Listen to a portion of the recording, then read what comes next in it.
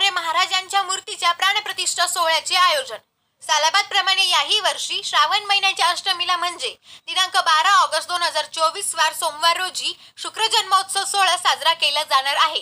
या सोहळ्यासाठी साधू संत तसेच आमदार श्री आशुतोष दादा काळे व हैदराबाद येथील शुक्र भक्त श्री शेखर यांची उपस्थिती साजरा केला जाणार आहे। या दिवशी भक्तांसाठी महाप्रसाद व भंडाऱ्याची व्यवस्था करण्यात येणार आहे।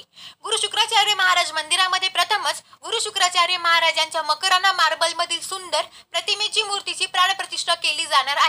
या प्रसंगी विविध कार्यक्रमाचे आयोजन करण्यात आलेले आहे।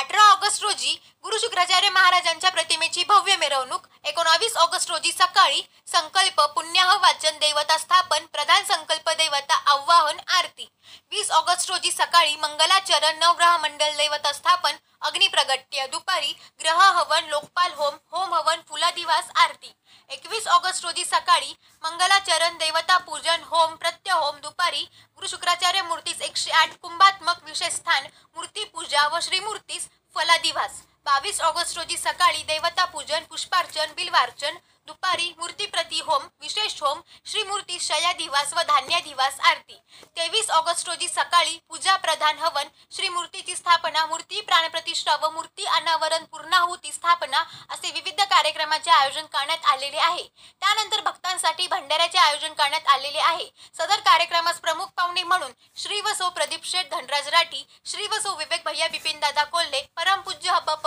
रमेश गिरीजी महाराज, परमपूज्य जंगलीदास माऊली, परमपूज्य हबप उंडे महाराज तसेच कोपर गावातील प्रतिष्ठित नागरिक व साधू संत यांच्या उपस्थितीत राहणार आहे। या कार्यक्रमासाठी जास्तीत जास्त नागरिकांनी उपस्थित राहावे असे आवाहन परम सद्गुरु शुक्राचार्य महाराज मंदिर श्री क्षेत्रपेठ कोपरगावचे ट्रस्टी सर्व श्री बाळासाहेब आव्हाड अध्यक्ष, ॲडव्होकेट संजीव कुलकर्णी सचिव, ॲडव्होकेट गजानन कोराळकर खजिनदार, सुहास कुलकर्णी सदस्य, हेमंत पटवर्धन सदस्य आणि स्थानिक व्यवस्थापक कमिटी सर्व श्री सचिन परदेशी मंदिर प्रमुख, प्रसाद पर्रे मंदिर उपप्रमुख तसेच सदस्य संजय वडांगळे, राजेंद्र मुन्ना आव्हाड, भागचंद रुईकर, बाळासाहेब लकारे, बाळासाहेब गाडे, मधुकर साखरे, सुजित वरखेडे, विजयराव रोहम, आदिनाथ ढाकणे, विलास दशरथ आव्हाड, विलास रंगनाथ आव्हाड, अरुण जोशी, दिलीपराव सांगळे, दत्तात्रय सावंत, महेंद्र नाईकवाडे, विकास शर्मा, विशाल राऊत, राजाराम पावरा व्यवस्थापक यांनी केले आहे। प्रमाणे श्रावण महिन्यामध्ये शुक्र जन्म उत्सव येत असतो। श्रावण शुद्ध अष्टमीला म्हणजे 12 तारखेला 12 ऑगस्टला मागच्या वेळेस आपण शुक्र जन्मोत्सव आणि शिव पार्वती विवाह सोहळा कोपरगावात म्हणजे कोपरगाव तालुक्यात म्हणा किंवा कोपरगावात प्रथमच घेतला होता। मोठ्या प्रमाणात तो कार्यक्रम झाला होता। यावेळेसही आपण शुक्र जन्मोत्सव 12 तारखेला सकाळी 10 वाजता इथं पूजा सुरू करणार आहोत। 12-12:30 पर्यंत पूजा चालेल, नंतर आरती होईल। भक्तांसाठी भंडाऱ्याची महाप्रसादाची सोय केलेली आहे। त्यासाठी आपण आमदार आशुतोष दादा काळे या दोघांना म्हणजे सपत्नीक त्यांना बोलवलेलं आहे पूजेसाठी। मागच्या वेळेस जे भक्त आले होते हैदराबादवरून श्री शेखर म्हणून, ते सुद्धा यावेळेस येणार आहेत। त्यांनी ॲक्च्युली आम्हाला मोटिवेट केलं होतं। शुक्रजन्म आम्ही या अगोदरही साजरा करत होतो, पण आपलं थोडक्यात मंदिरामध्ये तो कार्यक्रम घेत होतो। पण त्यांनी ते येऊन आणि त्यांनी सांगून शुक्रजन्म उत्सव हा मोठ्या प्रमाणात करा तुम्ही, कारण हे महाराजांचं मंदिर आहे आणि शुक्राचार्य महाराजांचा जन्मदिवस आहे, तो जन्मोत्सव म्हणून साजरा करावा म्हणून आपण मागच्या वर्षी मोठ्या प्रमाणात तो कार्यक्रम केला होता। याही वेळेस 12 तारखेला 12 ऑगस्टला सकाळी 9-9:30-10 वाजता पूजा चालू होईल आणि शुक्रजन्माचा कार्यक्रम आपला मोठ्या प्रमाणात आपण करणार आहोत। त्यानंतर भंडाऱ्याचं आयोजन आपण केलेलं आहे। त्याचबरोबर त्या दिवशी शुक्रजन्माच्या दिवशी महाराजांच्या मूर्ती प्रतिमेची मिरवणूक आपण बेटाबंद काढत असतो। गावातल्या गावात ती मिरवणूक होऊन कार्यक्रमाला सुरुवात होते। तर हा एक कार्यक्रम आहे। त्यानंतर ह्या वर्षीचा मेन कार्यक्रम जो आहे की शुक्राचार्य महाराजांच्या मूर्तीची प्राणप्रतिष्ठा करणे, हा आपला आजवरच्या इतिहासात मंदिराच्या सर्वात मोठा कार्यक्रम आपल्याला घ्यायचा आहे।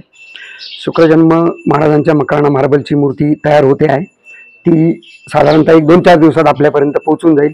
तर गाभाऱ्याचं एक सौंदर्यीकरण किंवा सुशोभीकरण कसं असेल त्याची एक थोडक्यात कल्पना मी आपल्याला देतो। आपण खाली पूर्ण मार्बल बसवलेला आहे, मकराना मार्बल फ्लोरिंगला। शिवपिंड जी आहे ही अगोदर त्यावेळेस ती रिपेअर करताना टाईल्स वगैरे बसवल्या होत्या, त्या काढून आता आपण त्याला लेपन करणार आहोत, रुद्रलेपन। त्यामुळे जेणेकरून शिवपिंडीचं स्वरूप बदलेल, त्याचा आकर्षकपणा वाढेल आणि त्याचं आयुष्य वाढेल। त्यामुळे आज ते शिवपिंडीचं लेपन करणारी माणसं येणार आहेत। आज आपण त्या लेपनाला सुरुवात करत आहोत। त्याचप्रमाणे मध्यभागी शिवपिंडीच्या मागे जिथे अगोदर महाराजांची प्रतिमा आपण ॲक्रेलिकची प्रतिमा ठेवलेली होती याच्यावर सिंहासनावर. आता ते सिंहासन आपण काढून घेणार आहे. तिथे आपण परमनंट चौथारा उभा केलेला आहे, माकाणा मार्बलचा असतो. पण त्या मार्बलच्या यावर आपण शिवपिंडाची म्हणजे महाराजांची प्रतिमा आपण तिथे स्थापित करणार आहोत 23 तारखेला. हा कार्यक्रम 18 ऑगस्ट ते 23 ऑगस्ट चालणार आहे. तर 23 तारखेला आपण ते स्थापन करणार आहोत. त्याचबरोबर तिथे पूर्वीपासून म्हणजे जसं मंदिर आहे तो पूर्वीपासून त्र्यंबकेश्वरांची म्हणजे भगवान महादेवाचा मुखवटा तिथे आहे, जो आपण मूर्तीच्या शेजारी ठेवलेला होता. या अगोदर तो शिवपिंडीवर असायचा, शिवपिंडीवर ठेवतो किंवा मग मूर्तीच्या शेजारी ठेवतो. तर तो पूर्वीपासून गाभाऱ्यात असल्यामुळे त्याला तो मुखवटा बाहेर काढून कुठेतरी संग्रहालयात किंवा कुठे ठेवणं हे योग्य वाटलं नाही आम्हाला. म्हणून आम्ही या प्रकारचे 2 स्टँड हे पण मकराणा मार्बलचे तयार केलेले आहेत. दोन्ही बाजूला 2 स्टँड असणारे, बरोबर चौथऱ्याच्या दोन्ही साईडला. एका याच्यावर महाराजांचा मुखवटा म्हणजे त्र्यंबकेश्वरांचा मुखवटा ठेवणार आहोत. दुसऱ्या बाजूला शंख, गणपती आणि गंगामाईची मूर्ती जी पूर्वीपासून गाभाऱ्यामध्ये आहे त्या आपण तिथे ठेवणार आहोत. आणि मध्यभागी शुक्राचार्य महाराजांची प्राणप्रतिष्ठा करणार आहोत. त्याचबरोबर चारही बाजूला मंदिराच्या चारही भिंतीला गाभाऱ्याच्या आपण पूर्ण मार्बलचं काम केलेलं आहे. त्याच्यावरती जो दगडी भाग होता तसा डिझाईनचा होता. तर त्याला जसं आपण ऑफिसच्या समोर मागच्या वर्षी आपण तुम्ही बघितलं असेल ते झुंबर वगैरे लावलेलं आहे, गोल्डन प्लेट्स वगैरे लावलेले आहे, त्या प्रकारचं डेकोरेशन आपण मध्ये करतो आहोत. ते चालू आहे काम, आता तुम्हाला बघायला मिळेल. तर ते सर्व डेकोरेटिव्ह करून आकर्षक लाइटिंग करून आपण ते सर्व काम पूर्ण करणार आहोत. आणि 18 तारखेला जो मेन कार्यक्रम सुरू होणार आहे तर 18 तारखेला महाराजांच्या मार्बलच्या मूर्तीची आपण मिरवणूक काढणार आहोत. यावेळेस ती बेटातनं न काढता आपण गावातनं काढणार आहोत, जेणेकरून कोपरगावकरांना सुद्धा शुक्राचार्य महाराज काय अजून बऱ्याचशा लोकांना माहिती नाही किंवा त्याचं महत्त्व अजून कळलेलं नाही. त्यामुळे आपण तहसील कार्यालयाचं जे ग्राउंड आहे तहसील कार्यालयाच्या ग्राउंडमधून 18 तारखेला सकाळी 9 वाजता वाजत गाजत मोठ्या प्रमाणात महाराजांची मिरवणूक काढणार आहोत. ती मिरवणूक तहसील कार्यालयावर निघून गुरुद्वारा रोड, अहिंसा चौक, तिथून छत्रपती शिवाजी महाराज पुतळा, आपला चौक, पोलीस स्टेशन, लहान पूल, बेट नाका असं करत करत ती मंदिरामध्ये पोहोचणार आहे. साधारणतः 2-3 तासाचा तो कार्यक्रम असणार आहे. मोठ्या प्रमाणात मिरवणूक काढणार आहेत. तर आपल्या सर्वांना विनंती की त्या दिवशी मिरवणुकीच्या कव्हरेजसाठी सुद्धा आपण सर्वांनी यावं ही आपल्याला विनंती आहे. त्या दिवशी महाराजांचा प्रसाद तयार करून आपण सर्व गावामध्ये वाटणार आहोत. मिरवणुकीला जे दर्शनाला येतील त्यांच्यासाठी तो प्रसाद असणार आहे, जेणेकरून सर्वांना महाराजांच्या नव्या प्रतिमेचं आणि मूर्तीचं दर्शन घेता येईल. अशा प्रकारे तो मिरवणुकीचा कार्यक्रम आहे.